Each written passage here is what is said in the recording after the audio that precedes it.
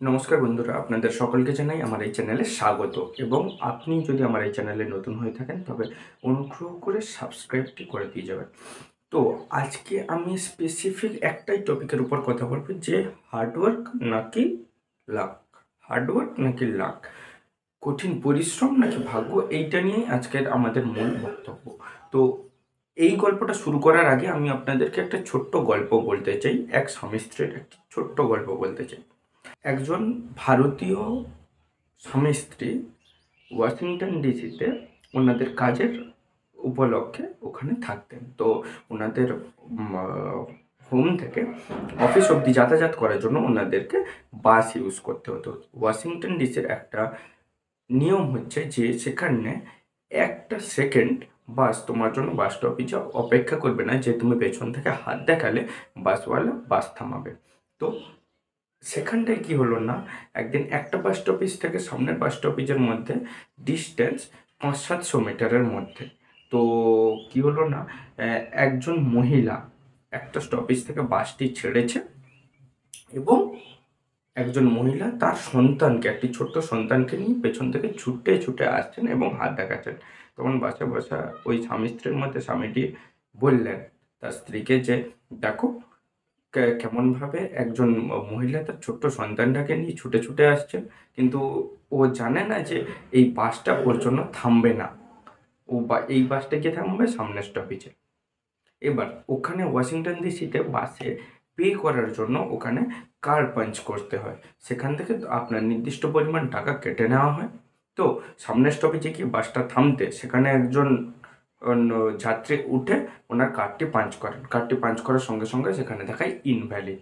তো bus driver দেখে বলেন যে আপনার কার্ডে কোনো টাকা নেই। তখন লোকটি বলে যে, না, আমি এখনই আমার কার্ডে অতিরিক্ত পরিমাণ টাকা জমা করে এসেছি, তো কার্ডে টাকা থাকা বাধ্যতামূলক।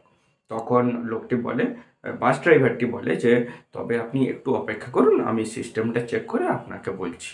ততক্ষণে ওই যে পেছনে থাকা মহিলা এবং তার ছোট্ট সন্তানটাকে নিয়ে ছুটতে ছুটতে এসে পৌঁছেছেন।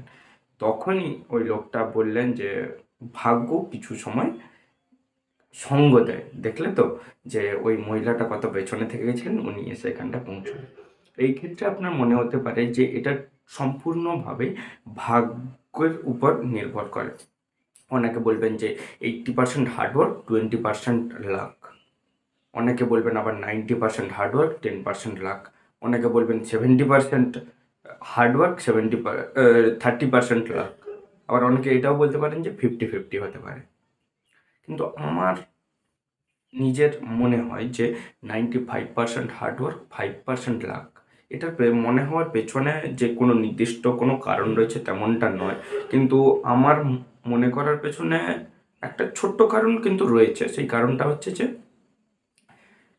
দেখুন, আপনি যদি সম্পূর্ণভাবে প্ল্যানিং করে বাস স্টপেজে টাইমে এসে দাঁড়াতেন, আপনি যদি আগে থেকে খোঁজ খবর রাখতেন যে বাস কখন এই স্টপেজে এসে দাঁড়ায়, আপনি যদি সেই টাইমে সেখানে পৌঁছতেন, একটু অতিরিক্ত সময় হাতে নিয়ে যদি বাড়ি থেকে বেরিয়ে এসে ওখানে দাঁড়াতেন, তবে নিশ্চয়ই আপনি বাসটা পেতেন। তাই যথেষ্ট প্ল্যানিং, আপনার হার্ডওয়ার্ক, আপনার ডেডিকেশন, আপনার অধ্যাবসান, আপনার মনোযোগ, সমস্ত কিছুই ডিপেন্ড করে আপনার কাজে সাকসেসফুল হওয়ার জন্য। তাই সমস্ত কিছুকে পজিটিভ ওয়েতে নিয়ে যাওয়ার চেষ্টা করুন, যাতে কখনো আপনাকে জীবনে এইরকম অতিরিক্ত পরিমাণ বাসের পিছনে ছুটতে না হয়। হার্ডওয়ার্ক যেন অতিরিক্ত পরিমাণে না করতে হয়, এবং ভাগ্যের উপর যেন অতিরিক্ত আপনাকে ডিপেন্ড না করতে হয়।